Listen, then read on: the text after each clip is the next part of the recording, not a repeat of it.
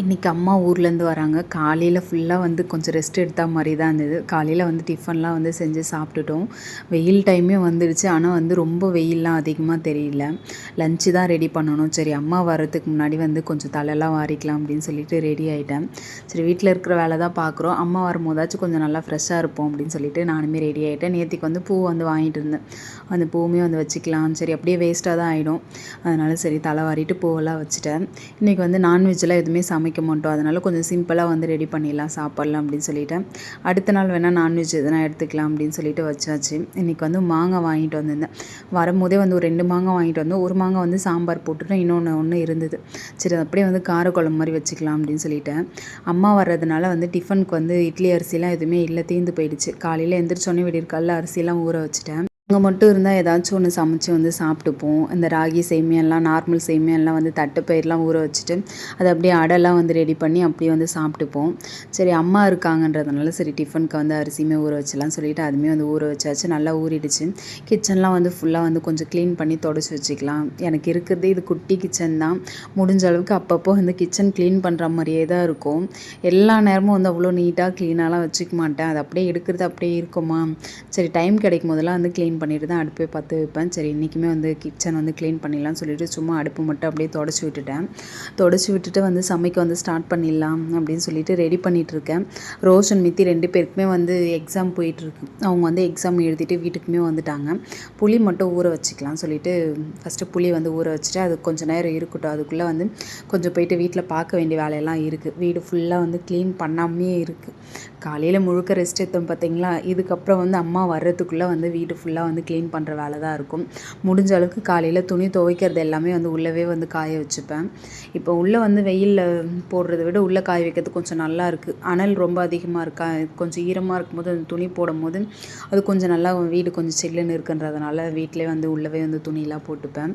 2 பேருமே வந்து ஃபோன் பார்த்துட்டு இருந்தாங்க. அதுக்கப்புறம் வந்து வீடெல்லாம் அவங்களுமே வந்து கொஞ்சம் வீட்டெல்லாம் க்ளீன் பண்ண சொல்லியிருந்தேன். அவங்களுமே கொஞ்சம் ஹெல்ப் பண்ணியிருந்தாங்க. சரி அம்மா வர்றதுக்கு டைம் ஆகிடும், அவங்க கிளம்பும்போது எப்படி ஃபோன் பண்ணுவாங்க. ஃபோன் பண்ணிட்டாங்க. சரி வர்றதுக்கு டைம் ஆகிடும் அப்படின்னு சொல்லிட்டு தான் நானுமே ஒவ்வொரு வேலையை பார்த்துட்டு இருந்தேன். ஆனால் நான் வேலை முடிக்கிறதுக்கு முன்னாடி அம்மா வந்து கொஞ்சம் சீக்கிரமாகவே வந்துட்டாங்க. லேட் ஆகும்னு நினச்சேன், வந்துட்டாங்க. சரி துணியெல்லாம் மடித்து வச்சிடலாம். இப்போ நான் வந்து வேலை பார்க்குற வரைக்குமே அம்மா வரல. சரி கையோடு வந்து துணியை மடித்து வச்சிரும், அதை எடுத்து போட்டால் அப்படி இப்படியே இருக்குமா, அதனால் துணியெல்லாம் மடிச்சிக்கலாம் அப்படின்னு சொல்லிட்டு ரெடி பண்ணிகிட்ருக்கேன். அம்மா வீட்டில் வந்து மாடு கன்று போட்டிருக்கு. ஒரு மாதத்துக்கு முன்னாடிலேருந்தே நான் சொல்லிகிட்ருக்கேன், மாடு கன்று போட்டுச்சுன்னா வந்து அந்த பால் வந்து கடும்பு காய்ச்சி எனக்கு எடுத்துகிட்டு வரணும்னு சொல்லிகிட்டே இருந்தேன். அதுக்காகவே அம்மா வந்தாங்க. நான் வந்து அப்போ ஒரு நாளுக்கு முன்னாடி தான் இங்கே வர வேண்டிய வேலை இருந்தது. அவங்களுமே வந்துட்டாங்க. அப்போ வந்து அப்பா வந்து அவங்களுக்கு கொஞ்சம் வேலையாக இருக்குன்றதுனால வந்துட்டாங்க. இதை எடுத்துகிட்டு வரணுன்றதுக்காகவே அம்மா வந்து அங்கேருந்து வந்திருந்தாங்க. நம்ம இங்கே எவ்வளோ தான் வாங்கினாலும் அவ்வளோ ஃப்ரெஷ்ஷாலாம் கிடைக்காது. நான் இங்கே அவ்வளோ அதெல்லாம் வாங்கவே மாட்டேன். பால் வந்து கறந்தாலும் நமக்கு கிடைக்குமா என்னன்னு தெரியாது. மாடு கன்று போட்ட உடனே அந்த பால்லாம் கொடுப்பாங்களா என்னன்னுமே தெரியாது. சரி நம்ம வீட்டில் தான் மாடு இருக்குல்ல, அதனால சரி அம்மாவுமே எடுத்துகிட்டு வந்தாங்க. அதுக்காகவே வந்து சரி அம்மாவுக்கு வந்து வீடெல்லாம் கொஞ்சம் க்ளீன் பண்ணிவிட்டு நமக்காக அவ்வளோ தூரம் வராங்கன்னு சொல்லிட்டு நான்வெஜ் வந்து நாளைக்கு செஞ்சுக்கலாம், அவங்களுக்கு என்னென்ன பிடிக்குமோ அதை வந்து நாளைக்கு செஞ்சு கொடுக்கலான்னு சொல்லிட்டு இன்றைக்கி வந்து சிம்பிளாக வந்து லஞ்ச் எல்லாம் வந்து ரெடி பண்ணிவிட்டு ஒரு பக்கம் வந்து சாப்பாடு வெந்துட்டுருக்கு. சாப்பாடுமே வந்து ரெடி ஆகிடுச்சு. 2 வேளைக்குமே சேர்த்து சாப்பாடு வடிச்சிட்டா நைட்டுக்கு வந்து சமைக்கிற வேலை இருக்காது. அதனால் காலையில் நாங்கள் வந்து டிஃபன்லாம் வந்து செஞ்சு சாப்பிட்டு முடிச்சாச்சு. 2 பேருக்குமே எல்லாருக்குமே சேர்த்து 2 வேளை வந்து சாப்பாடெலாம் வச்சுட்டேன். ரோஷன் மித்தியுமே விளையாடிட்டு இருந்தாங்க. அவங்க ஒரு சில டைம் வந்து நம்மளுக்கு ரொம்ப ஹெல்ப் பண்ணுவாங்க, ஒரு சில டைம் ரொம்ப டார்ச்சர் பண்ணுவாங்க. வீடெல்லாம் நானே க்ளீன் பண்ணிக்கிறேன், நீங்கள் வெளியில் மட்டும் இருங்க அப்படின்னு சொல்லிட்டு அவங்க 2 பேருமே வந்து வெளியில் அனுப்பிச்சிட்டேன். வீடு எல்லாத்தையும் க்ளீன் பண்ணிவிட்டு அரிசி வந்து ஊற வச்சுருந்தேன் பார்த்தீங்களா, அந்த அரிசியுமே வந்து நல்லா ஊறிடுச்சு. கிரைண்டரில் வந்து அரிசியுமே போட்டுக்கலாம். அவங்க வர்றதுக்கு முன்னாடி வந்து இந்த கிரைண்டர் வந்து போட்டுக்கலாம் அப்படின்னு சொல்லிட்டு அதே ரெடி பண்ணிட்டேன். ஏன்னா இது சவுண்டு வந்து கொஞ்சம் அதிகமாகவே இருக்கும். அம்மா வந்தாங்கன்னா சும்மா நார்மலாகவே அம்மா கிட்ட வந்து ஏதாச்சும் ஒரு கதை பேசிக்கிட்டே தான் இருப்பேன்.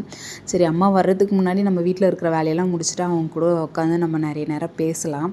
அதுக்காகவே வந்து முடிஞ்ச அளவுக்கு வேலையெல்லாம் வந்து முடிச்சாச்சு. வீடு வந்து அந்த ரூம் வந்து ஃபுல்லாக எதுவுமே க்ளீன் பண்ணாமே இருக்குது. எனக்கு இன்னும் வந்து ஒரு மாதம் தான் இருக்குது. அந்த ரூம் க்ளீன் பண்ண வேண்டிய வேலை இருக்குது. இப்போ வந்து நான் கண்டிப்பாக அந்த ரூம் க்ளீன் பண்ணியே ஆகணும். போட்ட பொருள் போட்ட இடத்துல அப்படியே தான் இருக்குது. அது யூஸே இல்லாத மாதிரி இருக்குது. பூஜை ரூம் இருக்குது, சாமி கும்பிட்றோம், அவ்வளோதான். அந்த ரூமில் ஃபேன்லாம் எதுவுமே கிடையாது. அதனால் யாரும் அந்தளவுக்கு யூஸ் பண்ணுறதில்ல. ஆனால் அடுத்த மாதம் எங்களுக்கு வந்து அந்த ரூம் வந்து கொஞ்சம் க்ளீன் பண்ணுற வேலை இருக்குது.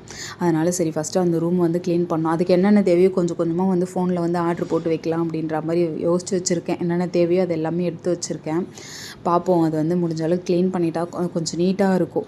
இங்கே வந்து இந்த ஹாலு, அதுக்கப்புறம் அந்த கிச்சன், இது 2 மட்டும் தான் வந்து ரொம்ப மெயின்டைன் பண்ணுற மாதிரி இருக்கும். அப்பப்போ வந்து க்ளீன் பண்ணுற மாதிரி இருக்கும். அந்த ரூம் பக்கமே போக மாட்டோம். அதை வந்து க்ளீன் பண்ணிட்டா ஃபுல்லாக வீடு வந்து அவ்வளோ நீட்டாக இருக்கும் பார்க்கறதுக்கு. ரொம்ப சின்ன வீடு தான், நம்ம வச்சுக்கிறதுல தான் இருக்குது. அது சரி பார்த்துக்கலாம் அப்படின்னு சொல்லிட்டு வச்சுருக்கேன். எல்லாமே ரெடி பண்ணோம். குழம்புமே வந்து கூட்டிட்டேன். குழம்பு கொதிக்கிறதுக்குள்ளே வந்து உளுத்தம் பருப்புமே போட்டு ரெடி ஆகிடுச்சு. உளுந்து வந்து நான் அம்மா வந்து எடுத்துகிட்டு வந்து கொடுத்தாங்க. அந்த உளுந்து வெளியிலலாம் வந்து காய வைக்கவே இல்லை. அதனால் ஒரு மாதிரி இருக்குது. அதுக்கப்புறம் ஒரு 2 நாள் வந்து வெயிலில் வந்து காய வச்சுருந்தேன். இப்போ கொஞ்சம் நல்லா இருக்குது உளுத்தம் பருப்பு. அம்மா ஆனால் கொடுக்கும்போதே சொன்னாங்க, உளுத்தம் பருப்புலாம் கொஞ்சம் வெயிலில் வந்து காய வச்சுக்கோ அப்படின்னு தான் சொன்னாங்க. கொஞ்சம் ஈரமாக இருக்கிறதுனால என்னன்னு தெரியல, அது அந்த அளவுக்கு வந்து ஒரு மாதிரி உளுத்தம் பருப்பு ஊப்பி வரும் பார்த்திங்களா, அந்த மாதிரிலாம் இல்லை. கொஞ்சம் அழுத்தமாக தான் இருந்துச்சு. இப்போ வந்து காய வச்சதுக்கப்புறம் கொஞ்சம் சரியாயிடுச்சு. இதுக்கு முன்னாடி கொஞ்சம் மழை டைம்லாம் இருந்ததுன்னா அரிசிலாம் வந்து எடுத்துட்டுனா அதே வந்து அந்த பாத்திரத்துலேயே வந்து இட்லி மாவு, அரிசி மாவு 2த்தையுமே மிக்ஸ் பண்ணிவிட்டு தேவையான அளவுக்கு உப்பெல்லாம் சேர்த்து அப்படியே வச்சுருவேன். நம்ம அதுக்கப்புறம் ஃப்ரிட்ஜிலேருந்து எடுத்து அந்த மாவு தண்ணி ஊற்றி கரைச்சி இட்லி ஊற்றுறதோ தோசை ஊற்றுறதோ அப்படி தான் வந்து யூஸ் பண்ணுவேன். இப்போ வெயில் டைம்வா, சும்மா ஒரு 2 நாள் 3 நாள் தான் மாவு இருக்குது. அடுத்த நாள் வந்து புளிச்சிடுது. அதனால் உப்பெல்லாம் வந்து போடல. அதை அப்படியே வந்து இந்த உளுத்தம் பருப்புலாம் கொஞ்சம் போட்டு அப்படியே மிக்ஸ் பண்ணி ஊற்றிட்டேன். ஆனால் இட்லி வந்து அந்த அளவுக்கு சரியாகவே வரலை. உளுத்தம் பருப்பு வந்து நான் கொஞ்சம் போட்டிருக்கோம். 1 கப்பு வந்து அரிசி கொஞ்சம் எக்ஸ்ட்ராவே போட்டிருந்தேன். எங்களுக்கு வந்து ஒரு 4 கப்பு அரிசிக்கு 1 கப்பு வந்து உளுத்தம் பருப்பு போடுவேன். ஒரு 3 நாள் இல்லைனா ஒரு 4 நாள் தான். அதிகமாக ஒரு 4 நாள் இருக்கிறதே ரொம்ப பெரிய விஷயம். 3 நாளே முடிஞ்ச அளவுக்கு கொஞ்சம் வந்து காலி பண்ணிவிடுவேன். ஏதாச்சும் கொஞ்சம் மீந்துருச்சுன்னா கூட அது வந்து சர்க்கரைலாம் போட்டு, நாட்டு சர்க்கரைலாம் போட்டு குழி பணியார் மாதிரி பண்ணிலாம் ரெடி பண்ணிவிடுவேன். அது கொஞ்சம் வந்து எக்ஸ்ட்ரா வந்து அரிசி போட்டுட்டேன். அதனால் கொஞ்சம் ஒரு மாதிரி ஆகிடுச்சு. குழம்பு வச்சுட்டு அப்பளம் வந்து பொரிச்சாச்சு. அம்மாவுமே வந்துட்டாங்க. சரி, அவங்க வர்றதுக்கு முன்னாடி எல்லாமே வந்து ரெடியாக எடுத்து வச்சாச்சு. சாப்பிட்டுட்டு கொஞ்ச நேரம் அம்மா கூட உட்காந்து பேசிட்டு இருந்தோம். படுத்து கொஞ்ச நேரம் தூங்கிட்டோம். அம்மா வந்து வரும்போதே பூ வாங்கிட்டு வந்தாங்க. சரி, அது அப்படியே வந்து பூ வந்து மாடியில் உட்காந்து பூ கட்டிட்டு அப்படியே கொஞ்சம் காற்றோட்டமாக உட்காந்து ரொம்ப நேரம் பேசிகிட்டு இருந்தோம்.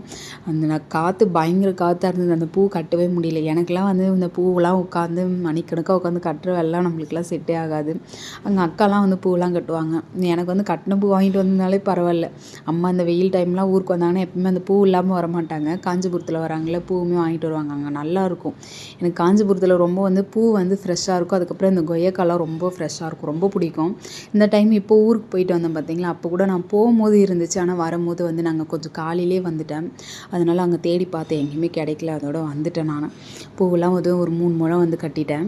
அப்போ தான் வந்து வாக்கிங் போகிறதுக்கே ஸ்டார்ட் பண்ணேன். அம்மா வரதுக்கு ஒரு நாளுக்கு முன்னாடி தான் வாக்கிங்கே போனேன். 2வது நாளே நின்றுட்டா எப்படின்னு சொல்லிட்டு அதுக்கப்புறம் அம்மா என்ன சொன்னாங்க, நீ இப்போ வாக்கிங் போயிட்டு, நான் வீட்டில் இருக்கிற வேலையெல்லாம் எந்த வேலையில் முடிச்சாச்சு. பாத்திரம் கழுவுற வேலை தான் இருக்கும். எப்போவுமே ஊருக்கு வந்தால் எங்கள் அம்மாவுக்கு பாத்திரம் கழுவுற வேலை தான் கொஞ்சம் பெரிய வேலையாக இருக்கும். அதனாலேயே அம்மா இருக்கும்போது கொஞ்சம் சிங்கில் பாத்திரம்லாம் வைக்க மாட்டேன். அப்பப்போ வந்து கொஞ்சம் க்ளீன் பண்ணிடுற மாதிரி தான் இருக்கும். இப்போ அம்மா எடுத்துகிட்டு வந்தாங்க பார்த்தீங்களா, அந்த கடும்புமே வந்து காய்ச்சிக்கலாம் சொல்லிட்டு கொஞ்சம் கனமான பாத்திரம் வச்சு வந்து அதை அப்படியே சூடு பண்ணிக்கலாம். அம்மா ஏற்கனவே ரெடியாக தான் எடுத்துகிட்டு வந்திருக்காங்க.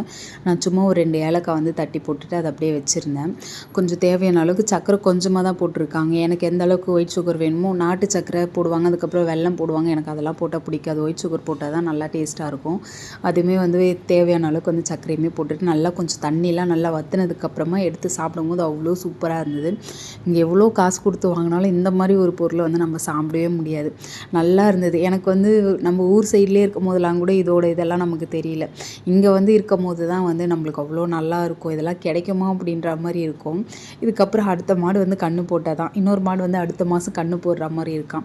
நான் அதை தான் சொன்னேன், அடுத்த மாதம் போடுறதுக்குள்ளே நாங்கள் ஊருக்கே வந்துடுவோம் அப்படின்னு சொல்லிட்டு இருந்தேன். மாடுமே வந்து கன்று போட்டு ஃபோட்டோ வந்து கேட்டிருக்கேன். ஃபோட்டோ எடுத்து அனுப்புவாங்களா என்னன்னு தெரியல. ஃபோட்டோ மட்டும் ஒன்றும் இல்லை. அது மாடு கன்றுக்குட்டிலாம் எப்படி இருக்குன்னு தெரியல. சரி, இதோட பிக்சர் போடலான்னு சொல்லிட்டு எடுத்து வச்சுருக்கேன். சரி, வீட்டில் இருக்கிற எல்லா வேலையும் முடிச்சாச்சு. நல்லா சூடு பண்ணிவிட்டு அந்த கடுமே உட்காந்து அழகாக நல்லா காத்தோட்டமாக உட்காந்து சாப்பிட்டுட்டு இருந்தோம். இங்கே வந்து மழை டைம் வெயில் டைமில் வந்து இங்கே காற்று நல்லா சூப்பராக இருக்கும். வீட்டுக்குள்ளே இருக்கிறத விட வெளியில் இருக்கிற காற்று தான் ரொம்ப நல்லாயிருக்கும். எல்லாமே ஃபுல்லாக வந்து தண்ணியெலாம் வற்றி நல்லா ட்ரை ஆகிடுச்சு. நானுமே உட்காந்து சாப்பிட்டுட்டு இருந்தோம். எப்போவுமே சரி எங்கள் அம்மாவோட வந்து நான் பேசிகிட்டே இருப்பேன். ஒரு நாளுக்கு ஒரு 2 ஹவர் இல்லை 3 ஹவர் ஆச்சு எங்கள் அம்மாக்கிட்ட வந்து குறைஞ்சபட்சம் பேசுவேன் நான். அதிகபட்சம் ஒரு 4 ஹவர் கூட பேசுவேன். ஏதாச்சும் ஒன்று பேசிகிட்டே இருப்பேன். ஏன்னா அம்மா தனியாக இருக்கிற மாதிரி ஃபீல் பண்ணக்கூடாதுன்றதுனாலே பேசுவேன். இருப்பாங்க, அங்கே எல்லாருமே இருப்பாங்க. இருந்தாலும் வந்து நானுமே இங்கே தனியாக இருக்கேன்னா எங்கள் அம்மாவோட ஏதாச்சும் ஒரு ஃபோன் பண்ணி பேசிகிட்டே இருப்பேன்.